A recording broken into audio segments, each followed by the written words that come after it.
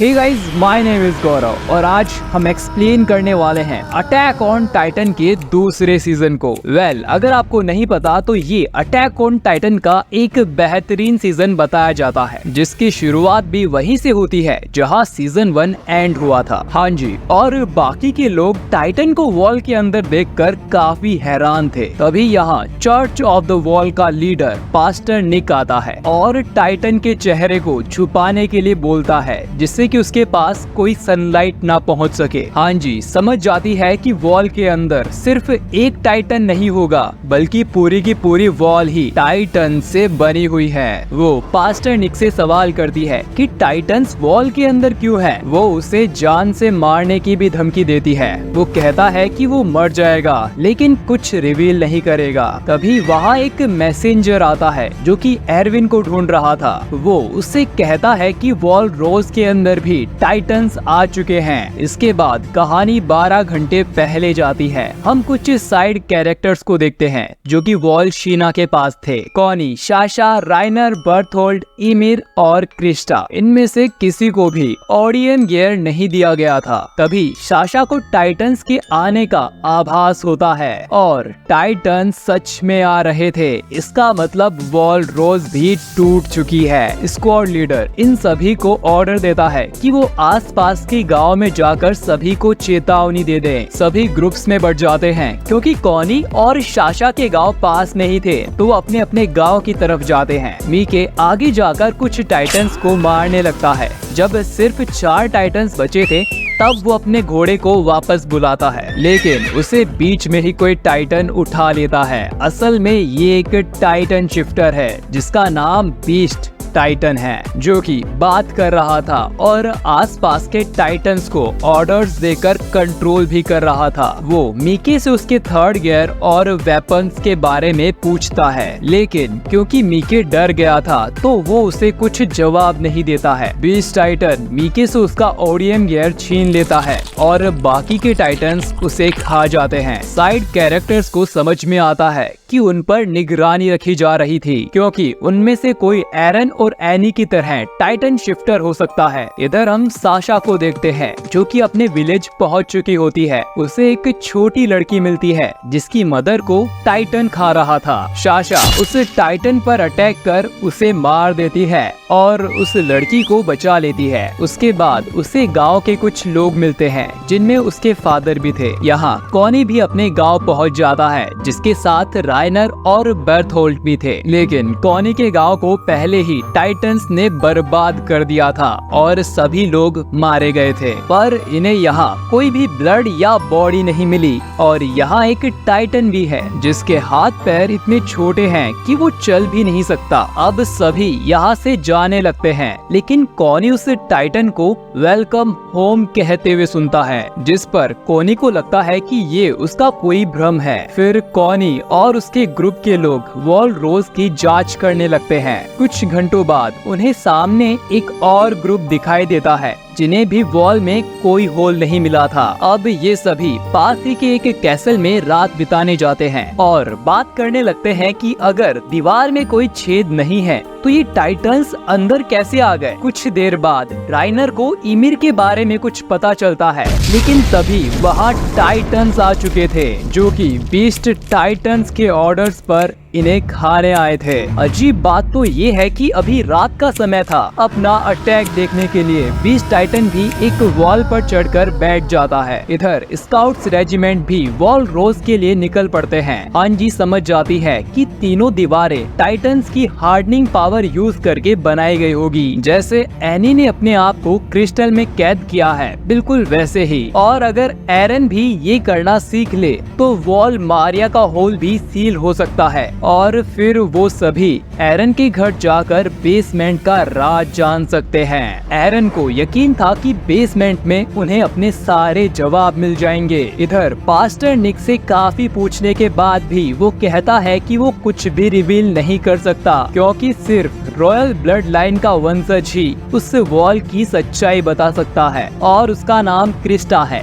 जिसने एरन के साथ ही स्काउट्स ज्वाइन किया था, जो बाकी के लोगों के साथ अभी कैसल में फंसी हुई है। और अब सभी लोग क्रिस्टा को बचाने के लिए निकल पड़ते हैं। इधर टाइटंस ने कैसल को पूरी तरह से घेर लिया था। बचने के लिए कुछ स्काउट्स उन पर अटैक करते हैं। एक टाइटन कैसल के अंदर आने की कोशिश करता है, जिसे राइनर और बर्थोल्ड मिलकर रोकते हैं। एक दूसरा टाइटन कोनी को मारने वाला होता है कि तभी वहाँ राइनर आकर कोनी को धक्का दे देता है, पर राइनर के हाथ पर टाइटन काट लेता है। उससे छुटकारा पाने के बाद वो सभी गेट को लॉक कर देते हैं। क्रिस्टा अपना स्कर्ट्स फाड़कर राइनर के हाथ को बांध देती है, जिसे देख राइनर भी उससे शादी करने का मन बना लेता है। कोनी राइनर को थैंक यू बोलता है, जिस पर बर्थोल्ड कहता है कि राइनर हमेशा से ऐसा नहीं था, वो पहले एक वॉरियर हुआ करता था। इधर स्काउट्स के सोल्जर्स टाइटन से भिड़ रहे थे, लेकिन वो ज्यादा देर उन्हें नहीं संभाल पाएंगे। तभी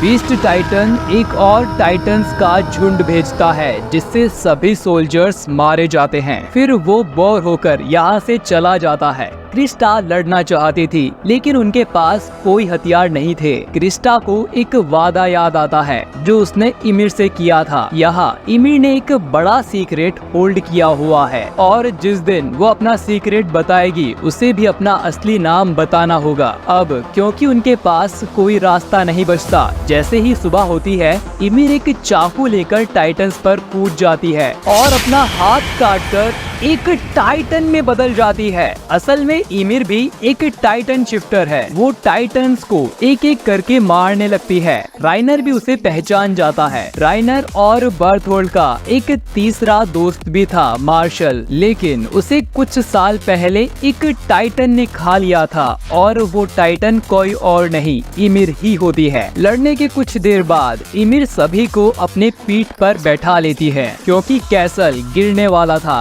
ऐसा कर इमिर सभी को बचा लेती है, लेकिन कुछ और टाइटंस आकर इमिर को खाने लगते हैं। तभी वहाँ बाकी के स्काउट्स मेंबर पहुँच जाते हैं और सभी टाइटंस को मार देते हैं। क्रिस्टा इमिर को अपना असली नाम बताती है, जो था हिस्टोरिया रीस, जो कि एक रॉयल फैमिली से है। अब सभी एक वॉल पर जाते हैं रेस्ट करने के लिए, जहाँ बर्थोल्ड राइनर को याद दिलाता है कि अब समय आ चुका है अपने होम टाउन वापस जाने का। यहाँ हानस भी आता है, जो कंफर्म करता है कि वॉल रोज में कोई भी होल नहीं है। इधर राइनर और बर्थोल्ड एरन को साइड में ले जाते हैं। राइनर शांति से उसे समझाता है कि वो एक आर्मर टाइटन है और बर्थोल्ड एक कोलोसल टाइटन है। एरन ये सुन कंफ्यूज हो जाता है। राइनर कहता है कि वो मानवता को मिटा देना चाहते थे, लेकिन अब उसकी कोई जरूरत नहीं है अगर एरन उनके साथ उनकी होम टाउन चले। अब हमें पता चलता है कि एरन और बाकी के स्काउट्स मेंबर को पहले ही इन पर शक हो गया था। हांजी को पता चलता है कि राइनर और बर्थोल्ड उसी एरिया से आए हैं जहां से एनी आई थी। आर्मिन को भी याद आता है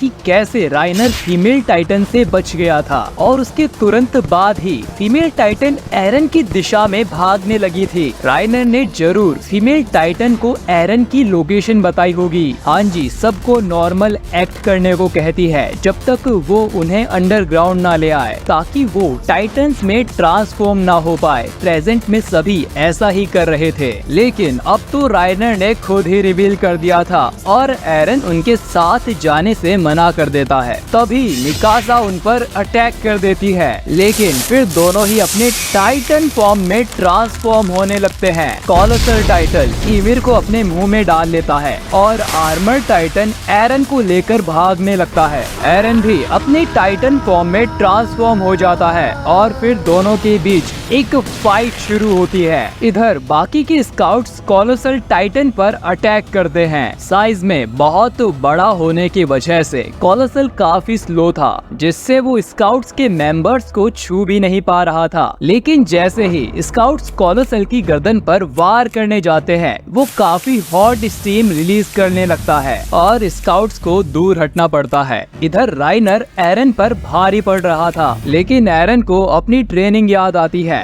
और वो राइनर को जमीन पर गिराकर उसे सबमिशन लॉक करने लगता है, जिससे उसका आर्मर टूटने लगता है। एरन उसका एक हाथ भी निकाल देता है। इसके बाद एरन हेडलॉक लगाकर राइनर का सर उखाड़ने की कोशिश करता है, लेकिन तभी राइनर एरन को कोलोसल के नीचे लाता है और फिर बहुत तेज चिल्लाता है।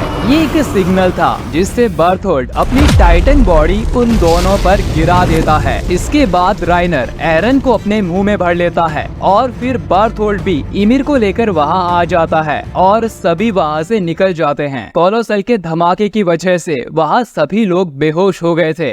मिकासा को भी 5 घंटे बाद होश आता है। एरविन भी यहाँ बैकअप के साथ आ चुका था। हांजी कहती है कि राइनर जरूर जाइंट फॉरेस्ट में रुका होगा और रात होने का इंतजार कर रहा होगा, क्योंकि रात को उन्हें टाइटन्स का खतरा नहीं है। फिर एरविन सभी स्काउट्स को फॉरेस्ट की तरफ लीड करता है। इधर हांजी एक सोल्जर को कॉनी के गांव भेजती है कुछ इन्वेस्टिगेट करने के लिए। एरन को एक फॉरेस्ट में होश आता है। एरन और एमिर दोनों के ही हाथ नहीं थे जिससे कि वो एक टाइटन ना बन पाए और उनके चारों तरफ सिर्फ टाइटन्स ही थे। इसके बाद राइनर एक नॉर्मल सोल्जर की तरह बात करने लगता है। एमिर उससे बीस्ट टाइटन के बारे में पूछती है। वो दोनों उसे जानते हैं, लेकिन वो इन्हें कुछ नहीं बताते। एमिर कहती है कि इतने सालों से अपने दुश्मनों के बीच रहकर राइनर का दिमाग हिल चुका है। बर्थोल्ड के अलावा सभी कंफ्यूज थे और फिर वो याद दिलाता है कि वो दोनों एक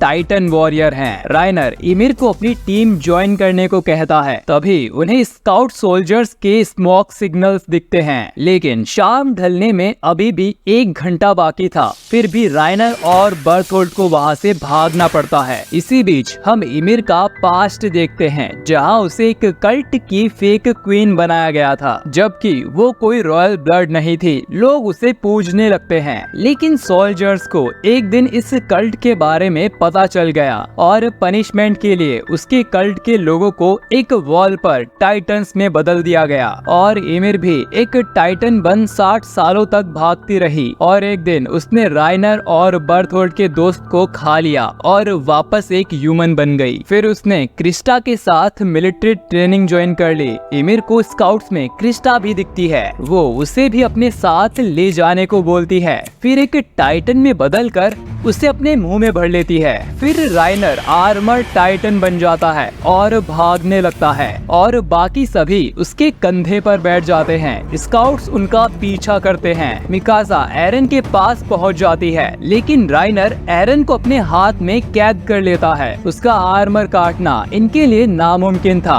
और सभी कैरेक्टर वहां आकर बर्थोल्ड को मैनिपुलेट करने लगते हैं। और तभी कमांडर इरविन ठीक राइनर के सामने आता है। वो काफी सारे टाइटन्स को लेकर आए थे, जो कि राइनर पर हमला कर देते हैं। एरविन सभी सोल्जर्स को आगे बढ़ एरन को रेस्क्यू करने को बोलता है, लेकिन एक टाइटन उसके हाथ को काट कर उसे उठा लेता है। मौत के ढेर पर खड़े होने के बावजूद भी एरविन सभी सोल्जर्स को कह रहा था।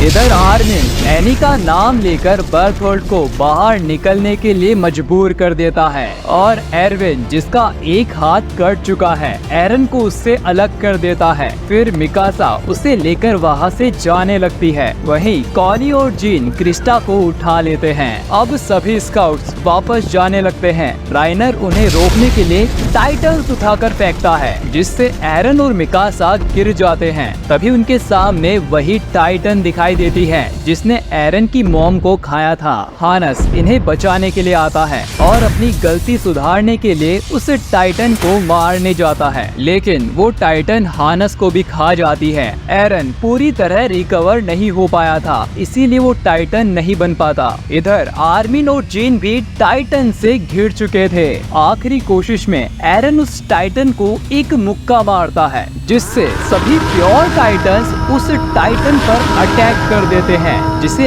एरन ने पंच मारा था। इसके बाद एरन राइनर पर चिल्लाता है और सभी टाइटन राइनर पर भी अटैक कर देते हैं। मौके का फायदा उठाकर सभी सोल्जर्स वहां से भाग जाते हैं। ईमिर राइनर की हेल्प करने वहीं रुक जाती है और तीनों बच जाते हैं। कुछ दिनों बाद हांजी कंफर्म करती है कि सारे टाइटन्स कोनी के गांव के लोग थे और वो टाइटन जो चल नहीं पा रही थी वो कोनी की मदर थी, जिसका मतलब ये है कि सभी टाइटन्स एक समय पर इंसान हुआ करते थे, जो हमने ईमिर के पास्ट में भी देखा है। इधर हम बीस्ट टाइटन के ह्यूमन फॉर्म को देखते हैं जिसका नाम जीक है और सीजन 2 यही खत्म होता है। तो दोस्तों अब आपको कुछ सवाल आ रहे होंगे जिसके मैं जवाब दे देता हूँ। पहला कि ईमिर टाइटन से ह्यूमन कैसे बन गई, जिसका जवाब ये है कि अगर कोई प्योर टाइटन किसी टाइटन शिफ्टर को खाकर मार देता है तो वो भी अपने ह्यूमन फॉर्म में आ सकता है और एक टाइटन शिफ्टर बन जाता है। एनी, राइनर, बार्थोल्ट और मार्शल ये चारों ही टाइटन शिफ्टर थे। अगर ईमिर ने उस समय राइनर को खाया होता